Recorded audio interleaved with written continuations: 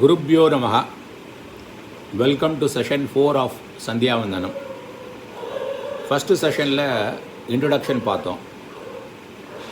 ரெண்டாவது செஷனில் ஆச்சமனமும் கணபதி தியானம் பார்த்தோம். விக்னேஸ்வர தியானம் ஆர் கணபதி தியானம் பார்த்தோம். மூணாவது செஷனில் பிராணாயாமம் பார்த்தோம். நாலாவது செஷனில் நம்ம சங்கல்பம் பார்க்கலாம். சங்கல்பம்னா ஒரு தெளிந்த தீர்மானம், டேக்கிங் ஏ ரிசால்வ். இது it serves as a autosuggestion. நம்மளை ஒழுங்காக சந்தியாந்தனம் பண்ண வைக்கும். ப்ரோக்ராம் பண்ணி வச்ச மாதிரி கரெக்டாக அந்த டைத்துக்கு எழுந்துருவோம். மற்ற காரியங்களெல்லாம் விட்டுட்டு இதை பண்ண ஆரம்பிப்போம். தெளிந்த அது எப்படின்னாக்கா, யார் நம்மளே ஒரு விதத்தில் ஒரு இடத்துல டிட்டர்மினேஷன்ஸ் சங்கல்பிச்சிட்டோமோ அங்கே என்ன செய்வோம்னா நல்ல தெளிவாக யோசித்து தீர்மானம் பண்ணிடுவோம். தீர்மானம் பண்ண அப்புறம் தான் அதை எக்ஸ்ப்ரெஸ் பண்ணுவோம். தீர்மானம் ஆன அப்புறம் தான் பேச ஆரம்பிப்போம். அப்போது பேசுறதுங்கிறது என்னது? அதில் தான் எல்லா சப்தங்களும் அடங்கியிருக்கு. அந்த சப்தங்களுக்குள்ளே தான் எல்லா மந்திரங்களும் அடங்கியிருக்கு. அந்த மந்திரங்கள் தான் எல்லா காரியங்களுக்கும் காரணமாக இருக்குது. அப்போது நம்ம சங்கல்பிக்கிறது எப்படி அது காரியமாகுதுன்னு பாருங்கள். ஒரு ஆக்ஷன் நடக்கணும்னா அதுக்கு முன்னால் முதல்ல தீர்மானம் பண்ணணும், அதுக்கு சங்கல்பம் பண்ணணும் இல்லையா? You have to have the intention, determination. So the determination leads to clarity in thinking. The clarity in thinking leads to expression in words. The expression comprises of words. Words include all mantras. The mantras includes all action. இப்படி தான் இந்த சீக்வன்ஸ்லாம் போகிறது. சங்கல்பம் தீர்மானம், தீர்மானம் பேச்சு, பேச்சு is equal to சப்தம், சப்தம் இன்க்ளூட்ஸ் எல்லா மந்திரங்களையும் தனக்குள்ளே அடக்கிக்கிறது, மந்திரங்கள் எல்லாம் எல்லா கர்மாக்களையும் தனக்குள்ளே அடக்கிக்கிறது. ஸோ சங்கல்பத்தோட அட்வான்டேஜ் பாருங்கள். ஸோ சங்கல்பம் டெய்லி சங்கல்பம் பண்ணணும். இதை கேட்டோன்னே சங்கல்பம் பண்ணணும். நான் டெய்லி 3 வேளை திரிகால சந்தியாவந்தனம் பண்ணுவேன். இந்த டயத்தில் பண்ணுவேன். இப்போ மத்தியானம் எனக்கு ஆஃபீஸ் பண்ணுவோம், ஸ்கூலுக்கு போகணும்னாக்கா ஸ்கூலுக்கு போகிறதுக்கு முன்னால் மார்னிங் பண்ணிவிட்டு அதுக்கப்புறம் உடனே பண்ணுவேன். சாயங்காலம் ஆற்றுக்கு வந்தப்புறம் சாயம் சந்தியாக பண்ணுவேன். இது பண்ணணும்.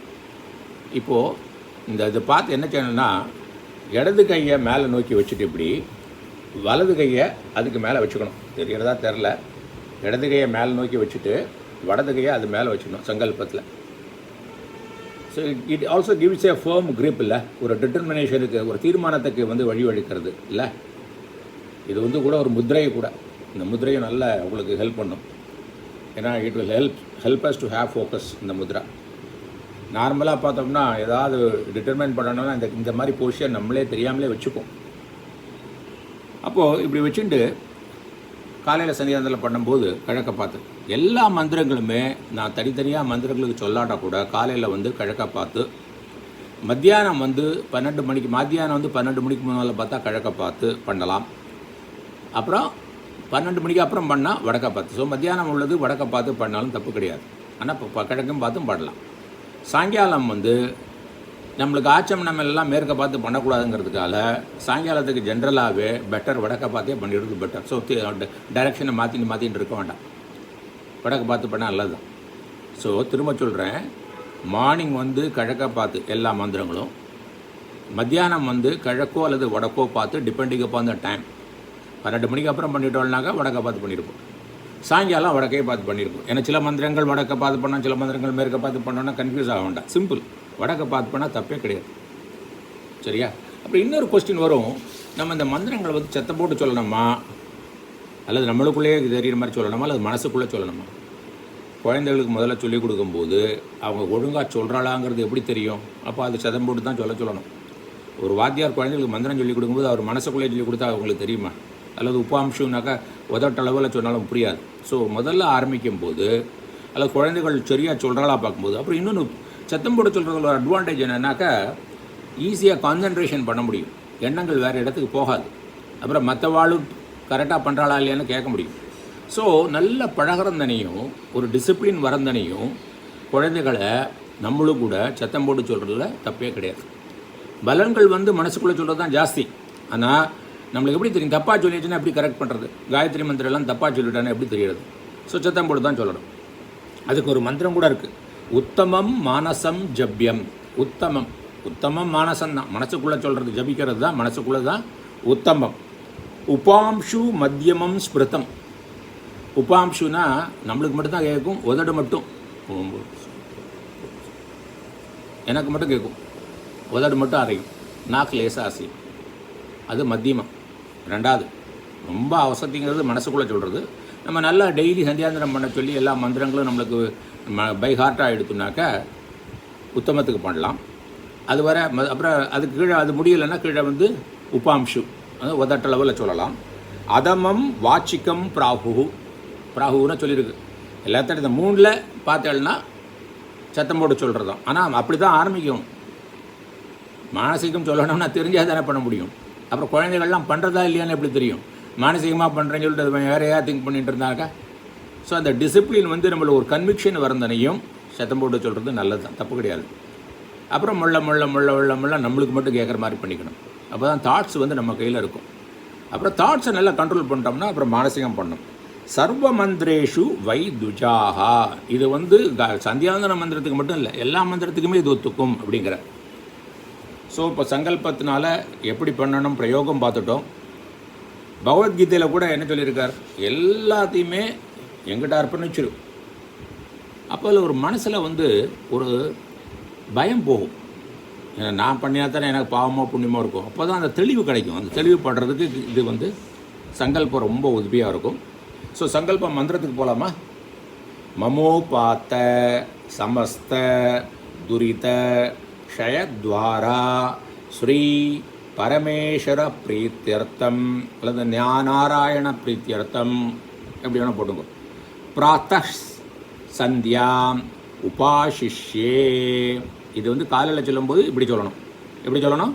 மமோபாத்த சமஸ்த துரிதக்ஷயத்வாரா ஸ்ரீ பரமேஸ்வர பிரீத்தியர்த்தம் பிராத்தः சந்தியாம் உபாசிஷ்யே. மாத்தியானத்துக்கு என்ன பண்ணணும்?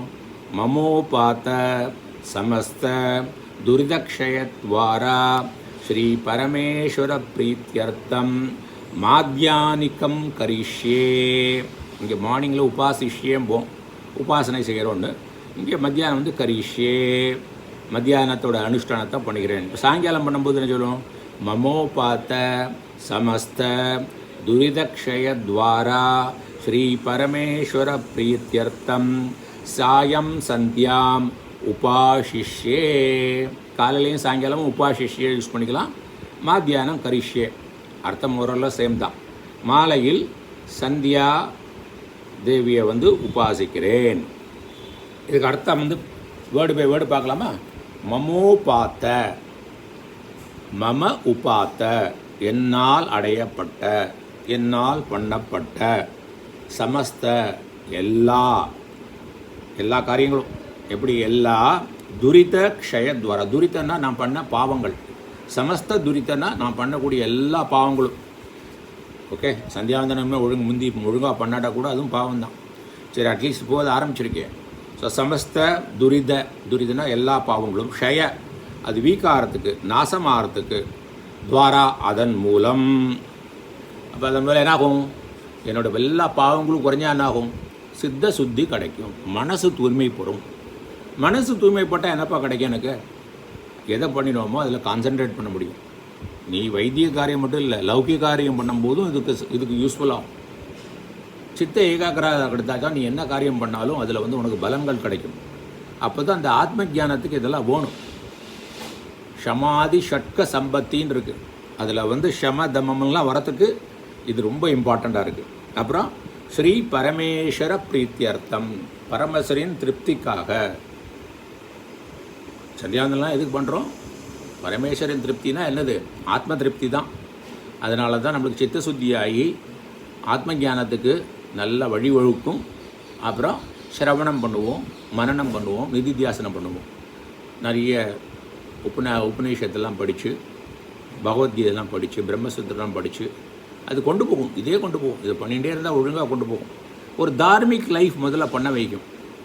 இந்த தார்மிக் லைஃப்பில் என்ன பண்ணுவோம்னா, நான் அந்த உடம்புங்கிறதுலேருந்து நான் உயிர்னு போகும். அது எண்டு இல்லை, அது மீன்ஸ் தான். அப்புறம் அந்த தார்மிக் லைஃப்பில் இருக்கும்போது மீன்ஸ் தார்மிக் லைஃப்னால் என்னது? Value based living. எப்படி வேணால் மனம் போன போக்கில் வாழ மாட்டோம். அது பிராகிருதி புருஷன்பாங்க. அப்புறம் இதை சம்ஸ்கிருத புருஷன்னா கல்ச்சர்டு பிஹேவியர்.